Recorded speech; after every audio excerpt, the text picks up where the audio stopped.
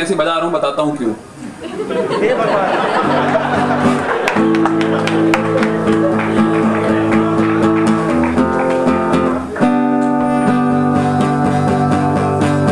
आया हूँ यारों दिल अपना लेकर, आंखों में चेहरा किसी का लेकर,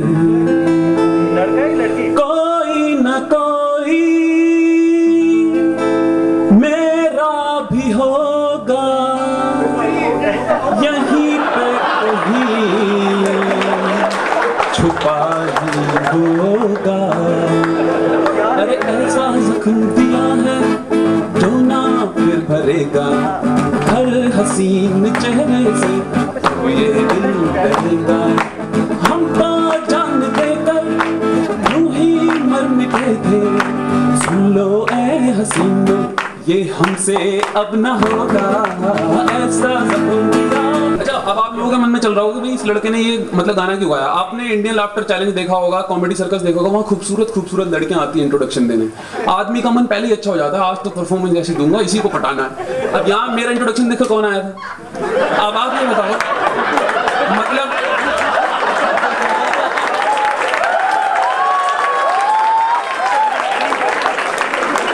अच्छा, दूसरा गाने का रीजन ये था, मैं वैसे बच्चा हूँ, नहीं मतलब बड़ा हूँ, पर जरा हरकतों से थोड़ा बच्चा हूँ।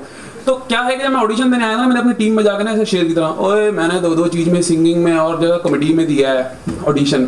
तो लोग कह रहे अच्छा तेरा हो गया। मैंने कहा नहीं यार, उन्होंने कॉमेडी के लिए ले लिया।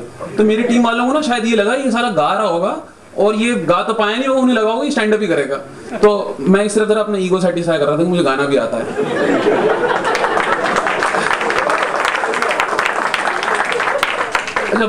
मतलब एक आपको पता होगा कि ना अक्रॉस दी मतलब जेंडर, रिलीजन, नेशनैलिटीज, दो टाइप के जोक होते हैं। उसमें खास तौर से लड़के, जो पीछे के लड़के होते हैं ना, वो लोटपोट होके हंसते हैं, मतलब डाइजेस्टिव और रिप्रोडक्टिव। अभी मैंने एक डाइजेस्टिव जोक सुनाया ना, 3-4 लड़के ऊपर कूद जाएंगे। पर चक्कर क्या है, ये फोरम ऐसी है, यहाँ हंसाना बहुत मुश्किल है, क्योंकि एक तो मैं ज्यादा डाइजेस्टिव और रिप्रोडक्टिव नहीं हो सकता, और दूसरा यहाँ कई तरह के लोग आए हुए हैं। कई लोगों का मतलब किसी लोगों को बोनस कम मिला है, किसी को नहीं मिला है, उससे ज्यादा परेशान हुए जिसे ये पता लग गया कि बगल वाले को ज्यादा मिला है। फिर उसके बाद जो है दूसरे टाइप के लोग आए हुए हैं, वह लोग ऐसे हैं कि जो सीढ़ियों में और लिफ्ट में लड़की का पीछा करते करते आए थे, इसी के बगल में बैठना है आज तो, और उसके बगल में उनका शादीशुदा टीममेट बैठा है, वो लोग ज्यादा परेशान है। खैर ये तो रही बातें उसकी, पर मेरी पूरी कोशिश रहेगी कि आपको हंसाने की, क्योंकि जहां मेरी परफॉर्मेंस ढीली हुई वहीं आप लोगों ने मुझे ढीला कर देना है। अच्छा, 15 अगस्त का दिन है, मैं देख रहा हूँ थीम वीम मतलब 15 अगस्त की होनी चाहिए, तो स्टार्ट 15 अगस्त से करते हैं। हमारे अंदर मतलब जोश और उत्साह होना चाहिए, हमने इतनी मुश्किल से आज़ादी ली है।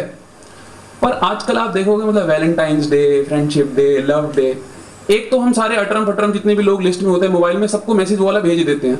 फिर एक जो 2-4 टारगेट होते हैं ना, लड़कों के लिए 2-4, लड़कियों के लिए भी होते हैं, बट बोलने के लिए एक, वो जो टारगेट होता है उसके लिए वो हफ्ते भर से पहले मैसेज इकट्ठे कर रहे होते हैं, इसको ये भेजूंगा लंच में, फिर ये ना जैसे स्नैक्स का टाइम होगा तब भेजूंगा, और रात में फोन करूंगा।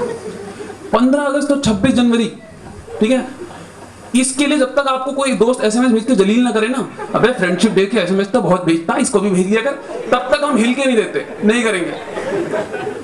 पर 15 अगस्त से मतलब याद आना चाहिए आपको ऐसे ना, महाराणा प्रताप, छत्रपति शिवाजी, गुरु गोविंद सिंह, मॉडर्न जमाने में अगर चंद्रशेखर आजाद, भगत सिंह, ऐसे महान लोग, सुभाष चंद्र बोस, तो ये वो लोग होते हैं जिनके लिए श्रद्धा आती है, इज्जत आती है। अच्छा, कुछ लोग ऐसे होते हैं उनके लिए इज्जत मतलब श्रद्धा और इज्जत जबरदस्ती करवाई जाती है। महात्मा गांधी और नेहरू उनमें से नहीं है।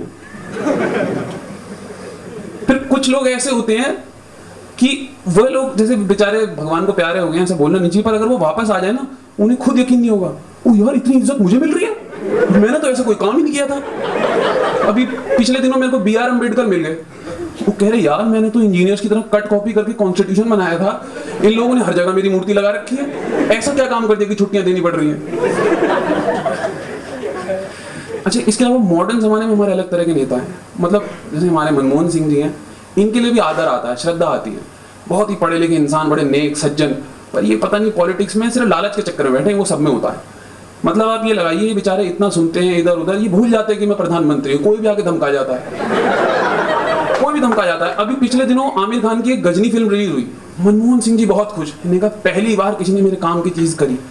इन्होंने आमिर खान की तरफ अपने शरीर पे लिख दिया, हाँ मैं ही प्रधानमंत्री हूं। सच में।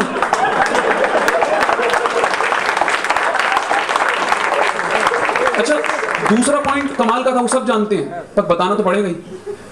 मैं हूं तो प्रधानमंत्री, पर मेरे को सोनिया गांधी और राहुल बाबा की सारी बातें माननी है। ये हंसने की बात नहीं, अब है असली। तो तीसरा पॉइंट लिखा था, अगर दूसरा पॉइंट नहीं मानोगे तो पहला भी वैलिड नहीं रहेगा।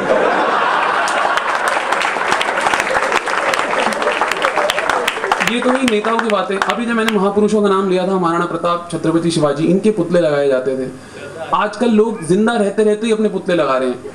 अभी बहनजियों के बारे में क्या ही बोलूं, यहाँ पे बगल में जिंदा है, अपना ही पुतला लगा के उस पर हार भी चढ़ाएगी जाकर। चलिए खैर, ये तो पॉलिटिशियंस की बातें हो गई, खट्टी मीठी बातें हैं। पर उसके अलावा जो आजकल हमारी जिंदगी में बड़ा इम्पैक्ट है वो है मीडिया। मीडिया, आपने देखा होगा मीडिया वाले हर जगह पहुंचे हुए हैं आजकल। कहीं भी आप जाएंगे मीडिया भी हो सकता है। जैसे वो आप पार्किंग में कभी गाड़ी पे जाओ ना, नीचे से कुत्ता निकल के आता है, ऐसे आप कहीं भी जाओ तो मीडिया वाले निकल के आते हैं आजकल, कुछ भी कवर कर रहे होंगे। मतलब इन्होंने ये नहीं देखना कि इंसान किस हालत में है, ये पूछने का टाइम है या नहीं है। दर्द में है, किसी का एक्सीडेंट हो गया, सर पकड़ के बैठा उसके पास, भाई साहब आपको कैसा लग रहा है, भाई साहब आपको कैसा लग रहा है। वो आदमी कह रहा है भाई साहब मैं थोड़ा दर्द में हूँ। नहीं आप तो बताइए। अब उसकी तरफ माइक कर देना इन्होंने, और मीडिया में उधर मतलब टेलीविजन की तरफ, देखिए ये भाई साहब बैठे हैं, ये करा रहे हैं, अचानक से वो आदमी हिल रहा है, ये भी हिल रहा है, देखिए देखिए इनका दर्द बढ़ रहा है, दर्द बढ़ रहा है। वो आदमी उठता है, एक लात मारता है, हट तूने माइक मेरे मुंह में घुसेड़ा हुआ था। मीडिया का ऐसा मामला है। मीडिया आजकल अजीब अजीब लोगों के इंटरव्यू ले रही है, खतरनाक लोग आ रहे हैं, डाकुओं के, फॉर्मर डाकू। उसमें ऐसे लिखा हुआ है रिटायर्ड डाकू घमंडी सिंह। घमंडी सिंह जी आ गए अंदर। हाँ जी, इंटरव्यू लोगे, जल्दी लो। घमंडी सिंह जी, आजकल हम सुन रहे हैं डाकुओं का कुछ जो है बॉलीवुड की हस्तियों में काफी रुचि बढ़ रही है, इसके बारे में आपका क्या विचार है? अच्छा, किस किस की हिट लिस्ट में आएंगे? हिट लिस्ट तो कह रहे घमंडी सिंह जी, करण जौहर। डाकुओं को ये शौक कब से लग गया? घमंडी सिंह जी आप नेशनल चैनल पे बोल रहे हैं, शौक नहीं शौक मतलब कॉफी वगैरह, आप क्या समझ रहे थे? घमंडी सिंह जी आप तो मतलब फिर करण जौहर को जानते भी होंगे, मतलब कभी उनके शो पे नहीं गए, कॉफी विद करण? नहीं बुलाया था उसने, बुलाया था, मैं नहीं गया। क्यों, आप क्यों नहीं गए? कहता बार बार वही सवाल, ऋतिक हॉट है या अभिषेक, सलमान हॉट है या शाहरुख, मुझे ये समझ नहीं आता, मुझसे पूछ रहा है या अपनी कंफ्यूजन दूर कर रहा है? कहता इस बंदे का एक सवाल और है, काजोल सुंदर है या रानी? अब बताओ क्या जवाब दूं? तो ऐसे ऐसे लोगों को मीडिया लेके आती है चैनल पे। भाई हमारा तो एंटरटेनमेंट होता है, हमें तो मजा आता है ना। पर उसके अलावा मीडिया आजकल जो है, मतलब ज्योतिष वगैरह आप देख रहे होंगे, वो 2-4 लोग इधर बिठा देते हैं, 2-4 लोग इधर, ज्योतिषी पे लड़ाई चल रही है। मतलब कोई विद्वान आदमी हो भी उसकी भी बेइज्जती हो जाती है वो सब देखे तो अब ये ज्योतिषी ले आए, उस ज्योतिषी से रिपोर्टर देखिए सवाल पूछ रहे हैं, पंडित जी मेरे बारे में जरा कुछ अच्छा बताइए। हाथ दिखाओ अपना। रेखाएं अच्छी है तुम्हारी, ये तुम्हारी विद्या की रेखा काफी अच्छी है। तो कह रहा पंडित जी मैं तो 10वीं फेल हूँ, मैं तो मास कम्युनिकेशन का कोर्स करके गलती से बन गया रिपोर्टर। तो ओहो, ये चीटिंग की रेखा कमजोर रह गई, पढ़ तो अच्छा रही थी, चीटिंग की कमजोर रह गई। अच्छा पंडित जी आप ये बताएं कि मेरी मतलब शादी तो हो गई है, बच्चे कितने होंगे? 3 है। 3? पर पंडित जी मेरे तो 2 ही हैं, तुम्हारे 2 है ना? तो ऐसे ज्योतिषी ला के बिठा देते हैं, बेचारे जो जेन्युइन लोग भी होते हैं उनकी भी बेइज्जती कराते हैं ये लोग। फिर तीसरा इन्होंने जो बहुत पॉपुलर कर दिया आजकल, जिससे सारे मर्द जात को ही खतरा है, वो है महिला मुक्ति मोर्चा। ये होती है खतरनाक खतरनाक औरतें, बड़ी बड़ी बिंदियां ऐसी लटे, सांप जैसी लटों वाली आके ये बैठ जाती हैं आके मीडिया चैनल में। तो ये इस टाइप की औरतें हैं कि अगर ये किसी इलाके से गुजर जाएं तो 7-8 साल पुरानी शादीशुदा जोड़ों का डिवोर्स हो जाए, मजाक नहीं कर रहा। और अगर बायोलॉजी थोड़ी और तरक्की कर लेती तो ये मर्दों को तो कब का निपटा देती। अब मीडिया से कुछ चीजें ना मुझे सीखने को भी मिली हैं। ऐसा नहीं है कि मीडिया सब गलत करती है। मैं बचपन में हिंदी की किताब में कहावत पढ़ता था कि इसकी सफलता के पीछे वो, उसकी सफलता के पीछे ये शाहरुख खान और करण जौहर से समझ आया, वो उसके पीछे और वो उसके पीछे। अब मीडिया में जब मैं छोटा था तो आजकल और भी टॉपिक्स कुछ आ रखे हैं। मैं छोटा था ना तो 2 ही लिंग होते थे, पुल्लिंग और स्त्रीलिंग। लड़का जा रहा है, लड़की जा रही है। आजकल पता नहीं क्या male, female, shemale, he male, transgender, cross gender, और मतलब कई तरह के कोचिंग क्लास चाहिए आदमी को समझने के लिए। अभी पिछले दिनों एक आदमी ने मुझे कह दिया कि यार तुम तो यार सैफ अली खान की तरह मेट्रोसेक्सुअल हो। मेरे को बड़ा गुस्सा आया, मैंने उसे 2-4 चमाटे मार दिए, पीट दिया, क्योंकि पब्लिक में बोल रहा था। आपको याद होगा सैफ की पुरानी फिल्में, जब डायरेक्टर को समझ नहीं आता था कि लड़की लें या लड़का लें, वो सैफ अली खान को डाल देते थे। मुझे लगा कोई इस टाइप का कैरेक्टर है जो पहले ऐसा हो और बाद में तगड़ा हो जाए, उसे मेट्रोसेक्सुअल कहते हैं। मैंने उसकी पिटाई कर दी।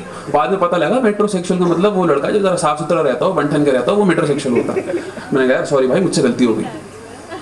अच्छा, एक्टर्स का, हमें एक्टर्स की लाइफ के बारे में पता होगा, बहुत सारे एक्टर्स हैं बट सब किसी ना किसी इमेज में बंधे हुए हैं।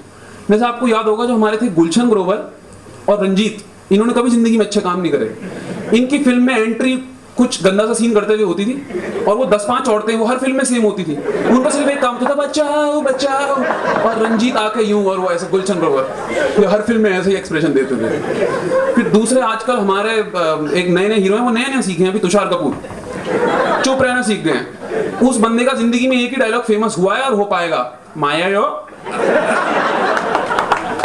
तीसरे हमारे एक्टर हैं सुनील शेट्टी, ये हर फिल्म में ऐसी बातें करते हैं, तुम मुझे भूल जाओ, ये हो नहीं सकता, मैं तुम्हें भूल जाऊं, ये मैं होने नहीं दूंगा, ओह कृष्णा। ये हर फिल्म में इसका एक ही स्टाइल है। चौथा आता है हमारा शाहरुख खान। शाहरुख खान ये औरतों से बातें करता है सिर्फ, आंटी सिमरन से मेरी शादी करा दो। मर्दों में जाता ही नहीं है, ये काम धंधा कोई करता ही नहीं है, हर फिल्म में सिर्फ लड़कियां ही घुमाता रहता है। पांचवा बंदा जो हर फिल्म में एक ही काम करता है, जो यहाँ बहुत से लड़के करना चाहते हैं, इमरान हाशमी। तो ये बातें हुई हमारी। अब ये तो एक्टर्स की बात है। आप देखेंगे कि इंडस्ट्री भी बनी हुई है पूरी पूरी। जैसे हॉलीवुड वाले हैं, ये बंदे दिमाग लड़ाते हैं फिल्म बनाने में, कॉन्सेप्ट सोच रहे हैं, एक्टर सोच रहे हैं, और म्यूजिक, एक्शन सीन, ग्राफिक्स, फिर उसके बीच में जो फिल्म बना लेते हैं ना, फिर डिसाइड करते हैं यार टेस्ट डालो, 2-3 गंदे सीन डालो इसके अंदर। तो हॉलीवुड की उसमें ना, तो फिर वो आखिरी में उसे अच्छी खासी फिल्म में 2-3 वैसे सीन डाल देते हैं जरा हर तरह की ऑडियंस कवर। बॉलीवुड वालों का सही है, ये इंतजार करते हैं कि वो कब बनाएंगे, ये सिमिलर कॉपी कर देते हैं, सीन भी वैसे के वैसे ही। पर ये जो हमारी साउथ इंडियन मूवी इंडस्ट्री है, इनका मामला कुछ अलग ही है। इनकी अलग ही तरह से फिल्म बनती है। आइए ऐसा करिएगा, 2 तो रेन सॉन्ग डालिए 10-10 मिनट के, 4 लव सॉन्ग डालिए, कितना 40 मिनट हो गया।